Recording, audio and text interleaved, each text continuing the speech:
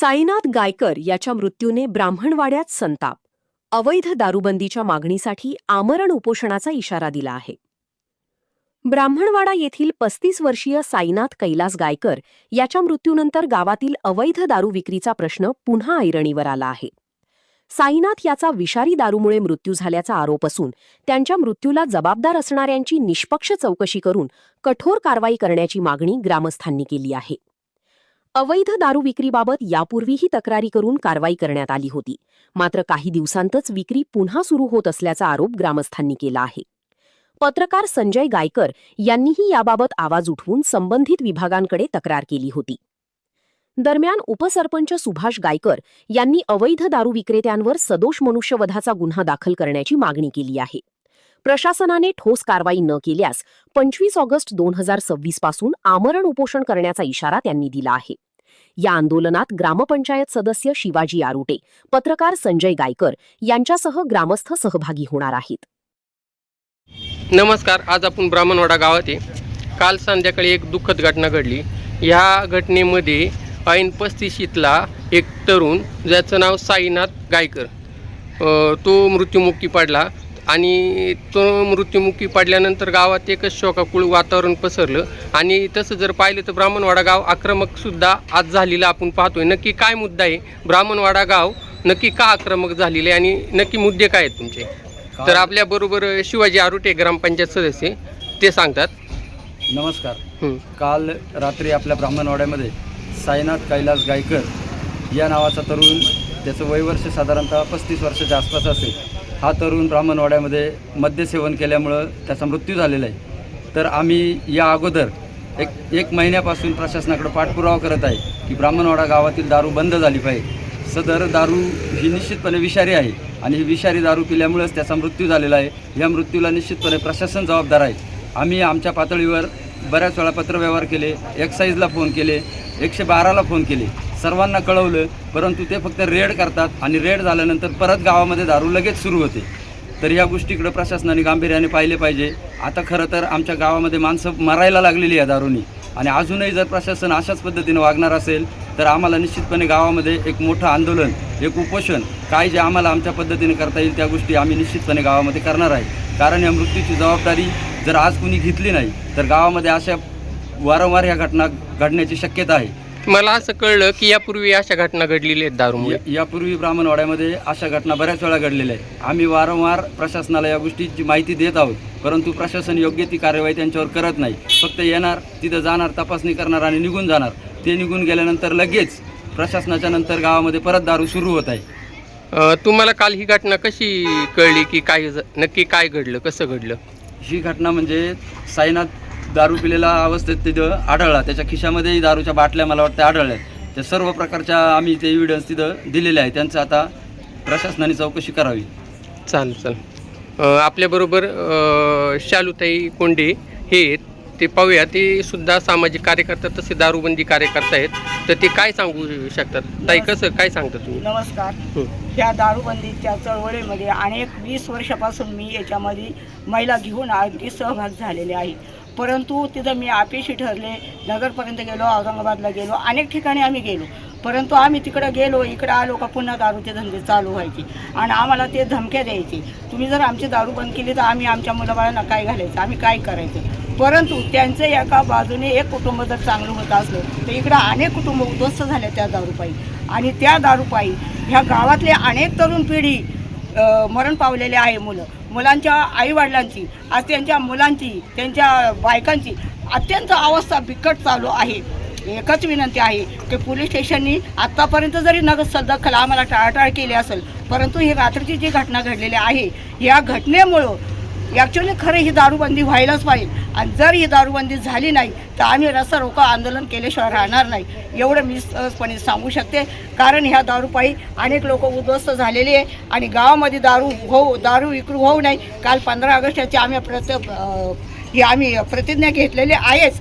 परंतु याच्यातून मला वाटत नाही त्या लोकांना फरक पडेल, पण पोलीस स्टेशनने जर याच्यात दक्षता घेतली तर खरोखर दारूबंदी आपल्या गावाला, आमच्या गावाला झाल्याशिवाय राहणार नाही. आणि आमचं गाव एवढं आदर्श असताना, एवढं गाव सुंदर असताना ह्या दारूमुळे आम्हाला बरबाद करून टाकलं आहे आमच्या गावाला आणि नाव आमचं अवलेख कमी केलेलं आहे. तर यासाठी मी पोलीस स्टेशनला विनंती करते की तुम्ही वेळोवेळी येऊन ह्या दारूवाल्यांना धाड टाका, नाही त्यांना ॲक्च्युली उचला आणि त्यांना अटक करा, त्यांना शासन द्या, तेव्हा ते दारू बंद करतील. तसे करणार नाही, हा माझा स्वतःचा अनुभव आहे.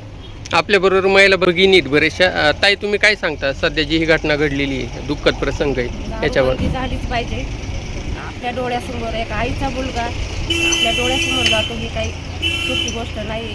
त्या आई मातेला कसं वाटत असेल, तिचा जीव काय म्हणत असेल, आपला एवढा तरुण मुलगा आपल्या डोळ्यात देखत जातो, ही काही चांगली गोष्ट नाही. चांगलं दुतक नाही ही दारूबंदी झालीच पाहिजे. झाली पाहिजे. ताई, तुम्ही काय सांगू शकता? दारूबंदी झालीच पाहिजे. ज्याचा मृत्यू झाला तो माझा मोठा भाऊ होता.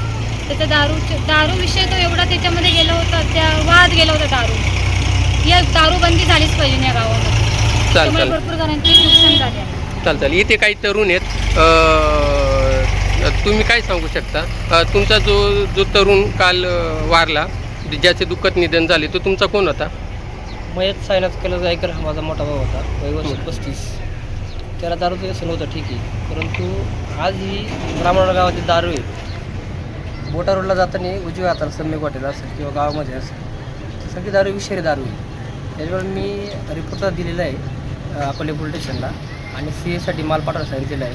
त्याची तुलनात्मक करून CA रिपोर्ट येईल, त्याच्यानंतर मी तक्ता दाखल करणार आहे. तरी आता शिवाजी आरोग्य ग्रामपंचायत यांनी म्हटल्याप्रमाणे जर प्रशासनाची गंभीरतेने दक्षता घेतली नाही तर मला यांना विनंती आहे सरपंचांना आणि सदस्यांना की आपण रास्ता रोको आंदोलन करा, अजून काय करता येईल त्याप्रमाणे प्रशासनाला भेटीत धरा, परंतु ही टाळा. कारण माझ्या घरामध्ये 2 वडील आणि भाऊ दोन्ही गेले आहेत. तरुणांना, जे आजचे तरुण आहेत, त्यांना तुम्ही काय सांगू शकता? अशी ही दुःखद घटना इतरांबरोबर सुद्धा घडू आमच्या शकते. गावातील 100 जर तरुण असेल त्यातले 70 तरुण हे व्यसन झालेले आहेत माझ्या माहितीनुसार आणि सर्व बेरोजगार आहेत. पहिली गोष्ट म्हणजे ठीक आहे, ते दारू पितात, त्यांना व्यसन आहे, पण एखादी वस्तू लगेच सहज उपलब्ध होत असेल तर माणूस डायरेक्ट जातो आणि उपलब्ध होतो असेल. पण जर हे गावात नसेलच, त्यांना ओतून म्हणा किंवा लांब जावं लागेल, त्यामुळे त्यांच्या प्रमाणात दारू पिण्याचं प्रमाण कमी होईल असं माझं म्हणणं आहे. चालेल, ठीक आहे. सरपंच संतोष भांगरे आहेत आपल्याबरोबर, तुम्ही काय सांगू शकता सरपंच? जसं आमचे सदस्य यांनी जे सांगितलं की दारूबंदीचा जर बंद झाली नाही तर आम्ही प्रशासनाला विटेज धरू. त्यामुळे प्रशासनाने दखल घ्यावी की दारूबंदी झालीच पाहिजे. त्यानंतर खूप मोठं आंदोलन छेडण्यात येईल. त्याच्यानंतर कोणालाही सोडलं जाणार नाही. म्हणजे तुम्ही कोणाची ब्राह्मणवाडा गाव कोणाची गय करणार नाही असा इशारा तुम्ही यावेळी देत आहे. हो. आपल्याबरोबर उपसरपंच सुभाष गायकर यांनी आक्रमक भूमिका घेतली होती. मगाशी त्यांनी जे पोलीस प्रशासन आलं होतं त्यांची गाडीसुद्धा अडवली. तर आम्ही पाहिलं तिथं पोलीस प्रशासन ह्यावेळीसुद्धा नाश्ता करण्यासाठी जायला पाहिजे, त्यांना भूक लागली असेल, नाही असं नाही, पण अशा वाईट वेळेतसुद्धा ते नाश्ता करण्यात मग्न होते असं मला कळालं. ते खरं काय खोटं काय सांगू शकता? आपण वेळोवेळी पाहिलेलं आहे की ब्राह्मणवाडा गावामध्ये दारूबंदी झाली पाहिजे हा आपला सर्वांचा नारा आहे. पण जर खऱ्या अर्थाने पाहिलं तर आपण अनेक ग्रामसभा पाहिलेल्या असतील. आपल्या ग्रामसभेमध्ये आपल्या गावचा अजेंडा आहे की गावात दारू बंदच आहे, परंतु ती नावापुरती किंवा कागदापुरती दारूबंदी आहे. आपण कुठल्याही प्रकारचं लायसन गावामध्ये दिलेलं नाही. म्हणून सर्वात प्रथम दारूबंदी झाली पाहिजे. म्हणजे दारूबंदीचा निर्णय हा कायमस्वरूपी ब्राह्मणवाडा गावाला आपल्या ग्रामस्थांच्या माध्यमातून लागूच आहे. परंतु अवैधरित्या जी दारू विकली जाते त्याबद्दल आपण सर्वजण बोलत आहोत. आपण सर्वांनी पाहिलेलं आहे की काल रात्री 11:15च्या सुमारास, तसं पाहिलं गेलं तर साईनाथ माझाही भाऊच होता, आणि 11:15च्या सुमारास 35 वर्षाचा आमचा भाऊ जातो. ही गावासाठी कोणत्याही प्रकारची चांगल्या पद्धतीची ही घटना नाही आहे. आणि आपण पाहिलं असाल, मी वारंवार ह्याविषयी आवाज उठवतो आहे. मग ते पोलीस स्टेशन असेल किंवा इकडं दुसरं SP ऑफिस असेल किंवा इकडं श्रीरामपूरचं त्यांचं दारूच्या पद्धतीचं जे आपले अधिकारी असतात, एक्साईजवाले असतात, वारंवार मी पाठपुरावा करतो. नवे 2 दिवसापूर्वी मी 112ला फोन केला होता की काही या ठिकाणी गावातील तरुण दारू पिऊन या ठिकाणी आम्ही असेल किंवा कोणी लोकप्रतिनिधी असतात किंवा प्रौढ असतील, दारू पिल्यानंतर त्यांना या ठिकाणी सार्वजनिक जागेत येऊन पुढं गेल्यानंतर अर्वाच्य भाषा शिवीगाळ करतात. त्यावेळेस अकोले पोलीस स्टेशनला सांगितलं, 112ला सांगितलं, परंतु हे पोलीस देखील गावकऱ्यांच्या टिंगलटावळ्या करणार किंवा काही एवढं झालेलं नाही. मग ते पाटील असतील त्यांना सांगतात द्या त्याला घरं काढून, परंतु घरी काढून देऊन हे प्रश्न मिटती नाही.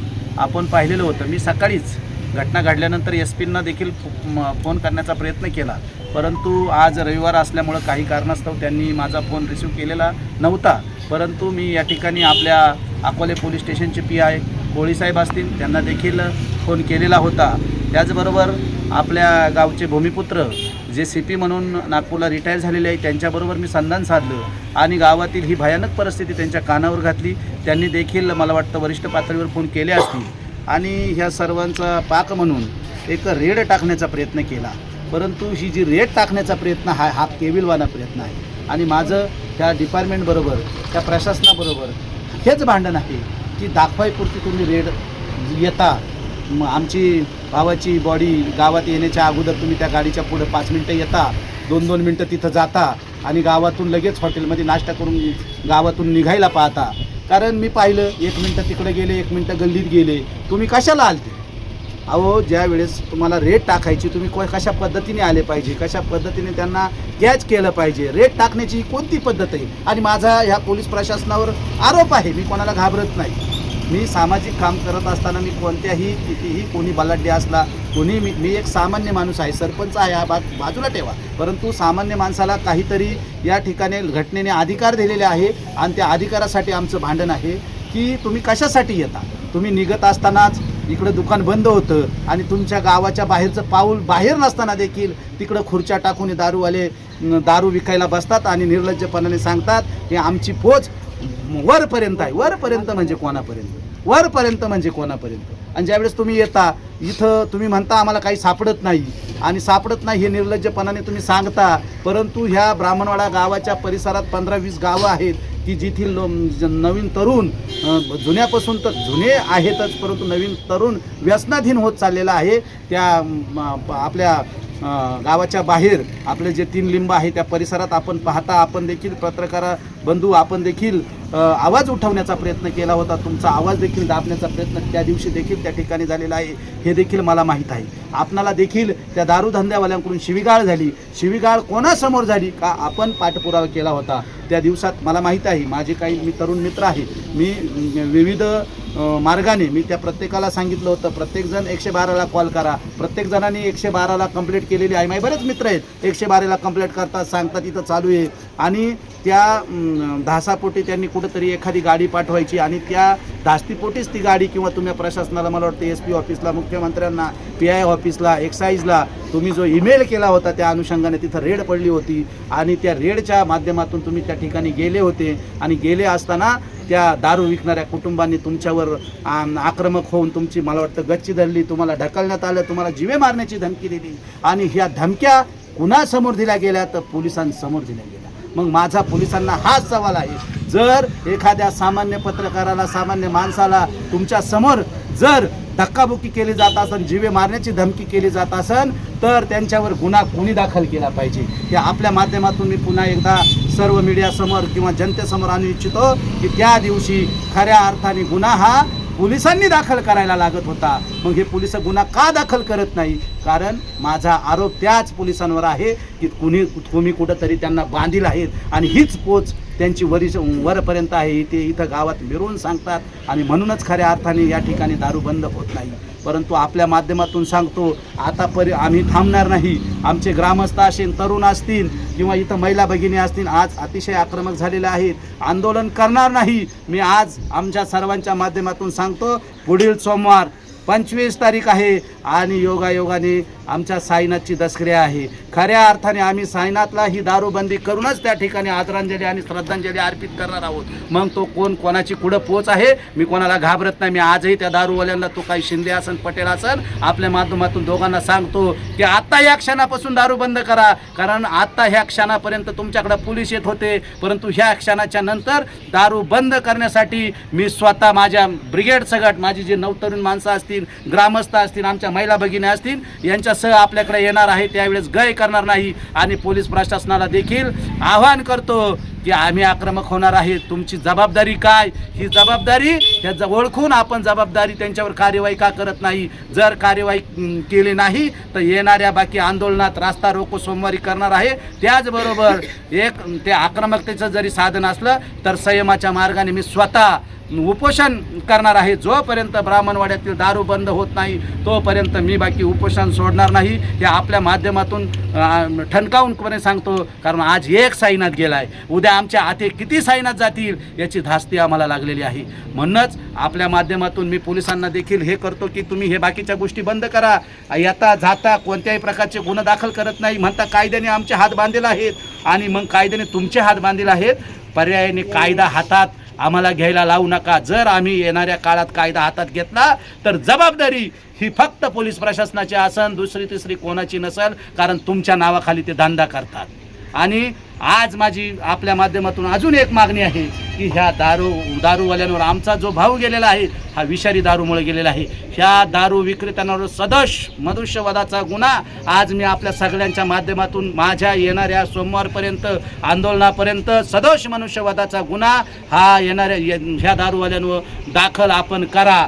अन्यथा बाकी आंदोलन बाकी छोटं मोठं होणार नाही, कारण ते आंदोलन आम्ही सोडणार नाही. एक वेळेस आम्ही लोकांची गैरसोय म्हणून आम्ही लोकांना फार अडवणूक करणार नाही, पण बाकी उपोषण बाकी सोडणार नाही याची आपल्या माध्यमातून यांना आव्हान करतो आणि सूचना देखील करतो. कारण आम्ही एक सामान्य ग्रामस्थ आहे, सामान्य माणूस आहे आणि सामान्य माणसाला अधिकारी किती मोठा असला तरी तो सामान्य माणसाच्या सेवेसाठी आहे. म्हणून आपण नक्कीच आमच्या ह्या गावाचा प्रश्न आपण सोडवा ही आपल्या माध्यमातून आपल्याला विनंती करतो.